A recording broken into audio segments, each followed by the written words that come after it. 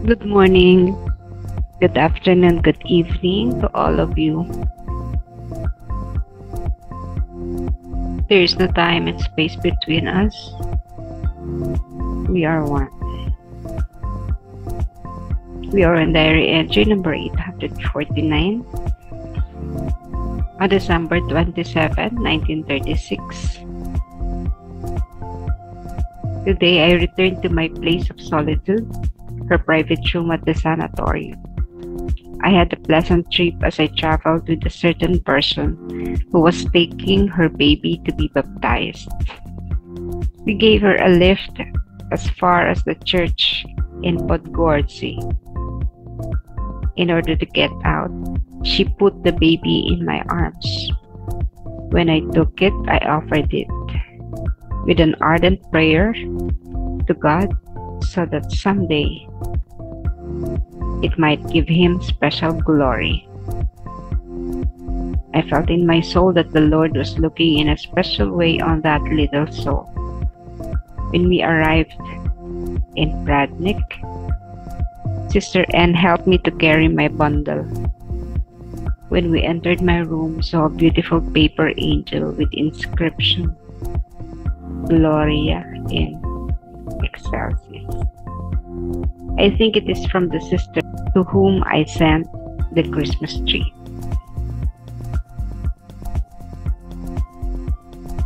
Disyembre 27. Ngayon ay nagbalik na ako sa aking pribadong silid sa ospital. Maayos naman ang aking biyahe kasama ang isang taong dala-dala ang kanyang anak para pabinyagan. Isinakay namin siya hanggang sa simbahan sa Podgorze. Upang makalabas ng sasakyan, ipinakarga muna niya ang kanyang anak sa akin. Sa aking pagkarga sa sanggol, inialay ko ito sa Diyos ng may taimtim na panalangin upang balang araw makapagbigay ng tanging papuri sa Diyos. Naramdaman ko sa aking kaluluwa na nakatunghay ang Panginoon sa munting kaluluwang ito sa isang katangi-tanging paraan. Pagdating namin sa Pradnik, tinulungan ako ni Sister N sa aking mga dalahin. Pagpasok namin sa aking silid, nakita namin ang isang papel na anghel na may nakasulat na Gloria in Excelsis. Palagay ko galing ito sa isang may sakit na sister na pinadalan ko ng Christmas tree. Again, this was December 27, so 2 days after Christmas. It is the third day in Christmas octave. The experience is still Christmas as she was referring to as a baby to be baptized. So ito ay kapapanganak pa lang ni Jesus. Tapos yung isinakay nila ay isang sanggol din na maaaring kapapanganak pa lang ng ilang araw or a few weeks. And the baby would be brought to a church for baptism. Vision pa rin ni Faustina because she had a vision of the baby Jesus during Christmas time. So this time, parang ito pa rin si Jesus because of the baby. Yung batang sanggol nun, katuwa talaga yan. After the mother had given birth to her child, after all the pains that the mother had gone through, pag lumabas na yung sanggol mo, lahat ng sakit na dinaanan ng isang ina sa panganak, instantly nawawala. Nagagalak ang ina na makita ang anak. And then the first thing that the mother would do, syempre, is to breastfeed, no? Papasusuhin na yung kanyang anak. And that would be the first time that the baby would be eating. Syempre, sa loob ng tiyan, di naman siya nourish ng milk. And the baby would learn how to suck.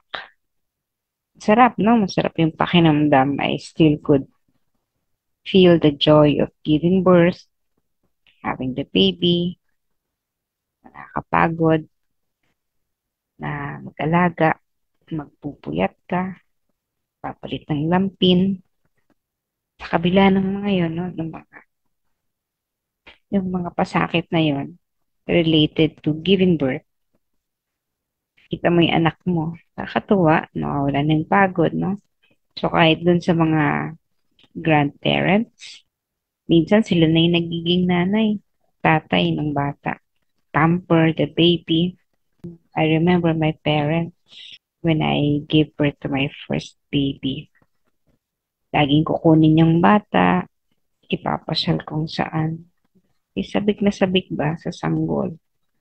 All the things that we did not experience from our parents, binigay nila dun sa bata, dun sa baby. No, alam niyo yun, yung mga grandparents, ganun talaga, no? Siguro, there was this feeling na when it was their chance to heal the baby, hindi nila nabigay. Kaya pampered lahat ng nasuspoil yung bata. And also for the parents, na kapag galing ka sa trabaho, makita mo yung baby, wala din yung pagod. Why? Because the baby has something in his or her aura. Feel mo, kahit di ka nakakakita spiritually, hindi mo nakikita, feel mo yung uh, contagious na galak, joy in the baby. Kasi very innocent di ba? Walang kasalanan. Would just look at you, tatawa or iiyak, but whatever the baby does, for the parents, for someone, pakiramdam mo pa rin, masaya ka pa rin, nagagalak ka pa rin upon seeing the baby. So, kakalgahin mo, ipag-iheli mo. Wala sa atin yung ganun because as we grow older, marami tayong mga concerns. Marami tayong iniisip, marami tayong limitations, dami tayong fears. But when we do not think of anything, we just let God rule our life, then we become like the baby. Wala lang, no, yung di iniisip because the baby knows, nagutom siya, not really knowing, no, but when the baby is wet, iyak lang, and then papalitan siya ng lampin. Pag nagugutom, iiyak din lang, the mother would be feeding the baby. The only means of communication with the baby is crying. Pag umiyak, alam mo kung anong mga dahilan. Either wet, pupo, gutom, may nararamdaman. So that was the only means of communication. How we wish that ganun din tayo, no? But actually, pwede naman. Kaya lang nga kasi, hindi natin pa natututunan kung paano ibibigay yung buhay natin. Pagkakatiwala yung buhay natin sa Panginoon. The Lord will always nourish us, will always feed us, would provide the things that we need. Siya pa, who owns everything and is really capable of doing things for us. Kaya lang because we have very little trust, hindi tayo nagiging katulad ng isang sanggol na nakakapag-provide ng galak to those people around us. So when we are bothered with so many things, nagkukulang tayo sa mga basically in trust sa ating Panginoon. When we simply allow ourselves to be led by the Lord, siya lang, no, yung like a baby, very dependent lang sa kanya, ina or ama. There's nothing that the Lord would not do for us. And the second point is the act of Faustina offering the baby to the Lord. Yun yung magandang pagkakataon para isipin natin or ialay natin ng isang bata. Napakagandang offering kasi very innocent. Wala siyang kalam-alam. You know what? The baby has very strong connection with God. Upon being born, malakas yung connection niya. There's this story. Nakunan ng CCTV. Basta it's in the US. Nakunan niya ng CCTV because there's a CCTV lang naman sa US na may mga sariling ano yung mga bata. They do not sleep in the room of the parents. So may CCTV. And then in the CCTV, nahuli nung camera yung ano, conversation nung older ano, brother or sister niya and the baby. Sabi nung nakatatandang kapatid, bata din, sabi niya, tell me how God looks like. I almost forgot how God looks like. No? Kausap na yung baby. Syempre, hindi naman sumasagot yung baby, pero tumatawa lang. But, kita mo yun, no? Mga bata pa lang sila. Pero habang lumalaki kasi, nagkakaroon na ng konting distansya sa Panginoon. Why? Because as we grow older nga, nagiging attached tayo to this world and we slowly forget who we are, kung sino tayo, saan tayo galing. Pero that little child, she admitted it. Unti-unti niyang nalilimutan kung ano na itsura ng Diyos.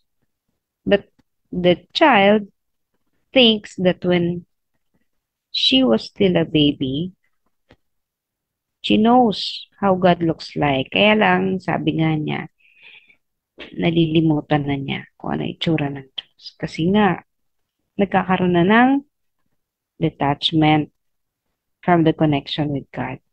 Kaya yung mga baby, mas malakas yung connection nila sa Diyos. And when we offer the baby to God, yung ganong stage, no, na very innocent, very receptive pa yan. Parang wala lang, di lang nila nararamdaman because they seem not to understand. But the truth is, they understood. And something was happening between the baby and God. Kasi galing nga siya dun eh. Kakapanganak pa lang niya eh. Alam niya kung saan siya galing. Paglabas niya sa napupunan niya kanya ina, welcome to the world na siya. Pero when she was still in the womb of the mother, yung pakiramdam niya, syempre, for the baby, floating in the water, in the bag of water inside the womb, the baby still feels that she's still in heaven with God. Yun yung condition, yun yung parang environment sa loob ng tiyan. Lalo na if the mother is very good, very yung sumisimba ng baitan ina. Hindi yung iba na alam niya na masyadong abala. Kahit nagbubuntis ay ang daming pressures and stress. No? But if the baby is really in a very nice womb, very much connected siya to the Lord. So kung meron kayong mga baby dyan, pamangkin, or even your own baby, you can use, no, quote unquote, they use the baby to talk to God because the baby is very much connected to God during that age, no? Yung time na yon na bagong, yung ano pa sila, very innocent. Hanggang medyo lumalaki na sila. Pero pagdating na ng mga may ano na, age of ano na, understanding, yun, medyo nagiging disconnected. Let the child in us be back. Bumalik sana yung pagiging bata natin when we are very much connected to God and we only entrust ourselves with God. And when we achieve that level, we would be like Faustina, who have given up everything because she knows that God is always with her and is ready to provide whatever her needs are. Nawa ay maiwasan natin ang sobrang pag-iisip tungkol sa mga bagay. At hayaan natin ang Panginoon.